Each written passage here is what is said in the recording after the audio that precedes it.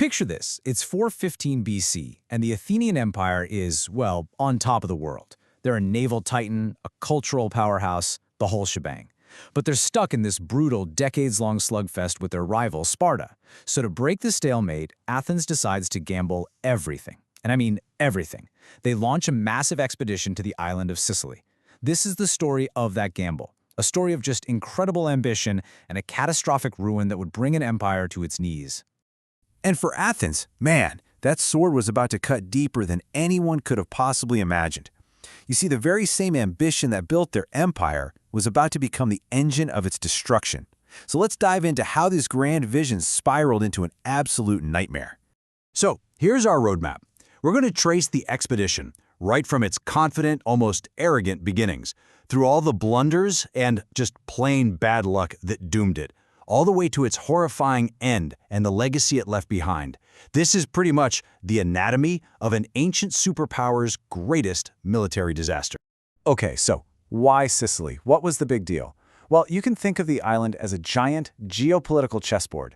Its biggest city, Syracuse, was a major power, and it was tight with Sparta.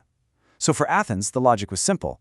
Conquer Syracuse, you cut off Sparta's support, you get access to a ton of wealth and resources, and you basically tilt the entire Greek world in your favor. It was a real winner-take-all. But see, Athens was a democracy, and the city was completely torn on this. On one side, you had Nicias. He's this respected, older general, and he's pumping the brakes, saying, whoa, this is a reckless gamble that's going to leave us totally exposed. Then, on the other side, you've got Alcibiades. He's the charismatic golden boy of Athens, brilliant, daring, maybe a little reckless, and he paints this picture of glory and conquest that was just too tempting for the assembly to resist. And this, right here, is a huge turning point.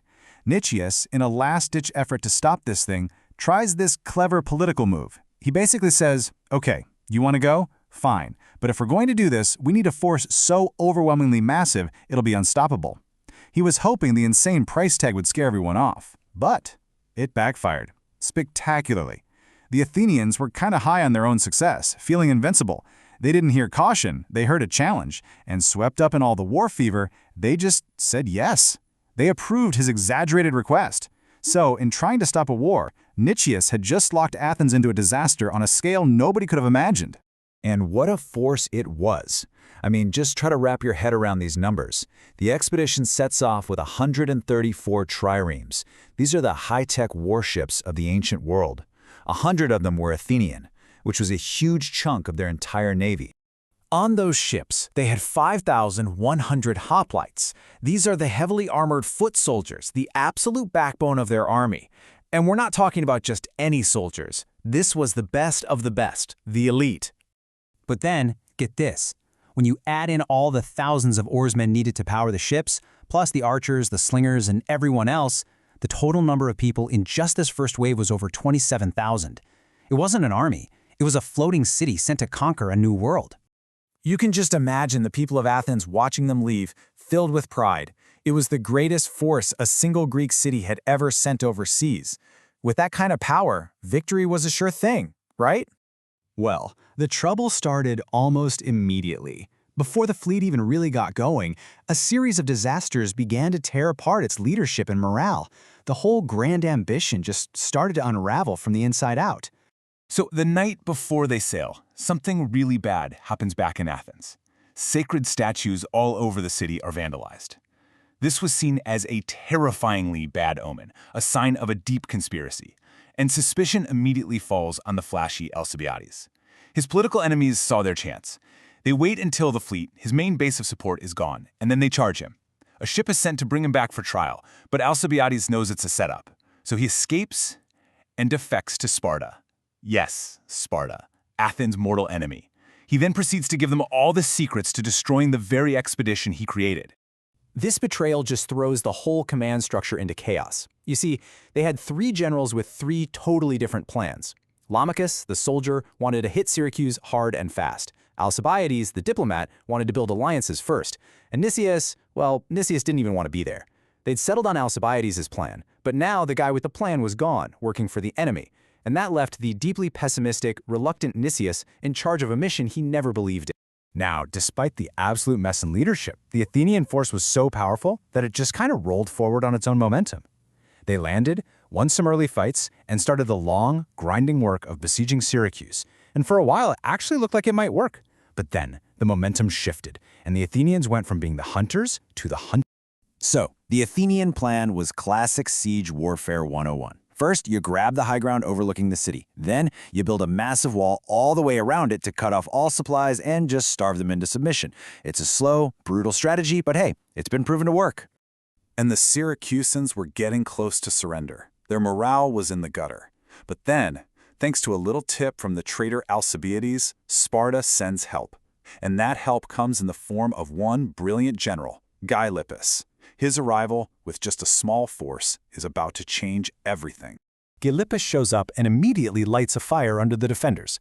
He takes one look and sees the Athenian wall isn't finished yet. So, with this new energy, the Syracusans start building their own wall, a counter-wall, racing to cut across the path of the Athenian one. And the Athenians, led by the indecisive Nicias, just can't stop them. The counter-wall gets finished, making a full blockade impossible. The whole Athenian strategy is now just dust. The besiegers are now about to become the besieged. Nicias, finally realizing just how bad things are, sends a letter back to Athens. He lays out the grim reality and basically says either bring us home or send massive reinforcements. He was secretly hoping they'd just call the whole thing off.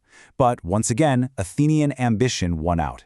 They decided to double down on their losing bet. They dispatched a second armada, almost as big as the first one. This one was commanded by one of their best generals, Demosthenes. He shows up with more ships, more soldiers, determined to break the stalemate with one quick, decisive blow. Demosthenes plans this daring night attack to retake the high ground. But in the dark, it turns into a complete nightmare. In the confusion, Athenians can't tell friend from foe, and they start fighting their own men. Guys are getting driven off cliffs. The attack was a catastrophe, costing 2,000 lives and completely shattering the army's morale. Demosthenes saw the writing on the wall. The campaign was lost. He urged an immediate evacuation. Even Nicias finally agreed. So the Athenians get ready to sail home. Beaten, yeah, but with most of their army still alive. But on the very night they were about to leave, there was a lunar eclipse. Nicias, who is known to be superstitious, saw this as a terrible omen from the gods. His priest told him to wait 27 days. And so, against all military logic, Nicias ordered the entire army to stay put. That 27-day delay, it was a death sentence. It gave the Syracusans exactly what they needed: time. Time to turn the Athenians' last chance of escape into a final inescapable trap. The Syracusans worked like crazy. They knew they had the Athenians cornered. They took their fleet and just sealed the mouth of the great harbor, creating an impassable barrier of ships. The Athenian navy, the very source of their empire's power, was now stuck like a cork in a bottle. The Athenians had one last desperate chance: fight their way out. But in the crowded harbor, their superior sailing skills were useless. The battle turned into a brutal, chaotic slugfest, and the once mighty Athenian fleet was just destroyed. With no hope of escaping by sea, the only option left was a desperate retreat over land. The Athenians abandoned their camp, leaving their sick and wounded behind in a truly horrifying scene. An army of about 40,000 survivors began this hellish march, just hoping to reach a friendly city. But they were hunted the whole way. Starving, exhausted, and demoralized, their retreat just fell apart. It all ended in a final horror show at the Acinarus River. The soldiers, mad with thirst, broke ranks and rushed into the water, where the Syracusans were just waiting for them on the other side. It was a massacre. The defeat was total, absolute. Of the more than 40,000 men who started that retreat, pretty much all of them were either killed or captured. The 7,000 who were taken prisoner were sent to the stone quarries, which was a death sentence of its own. Both generals, Nicias and Demosthenes, were executed. The entire force was wiped out. When the news finally got back to Athens, people at first just didn't believe it. It seemed too catastrophic to possibly be true. But when the reality sank in, it set off a panic that would be the beginning of the end for Athens' golden age.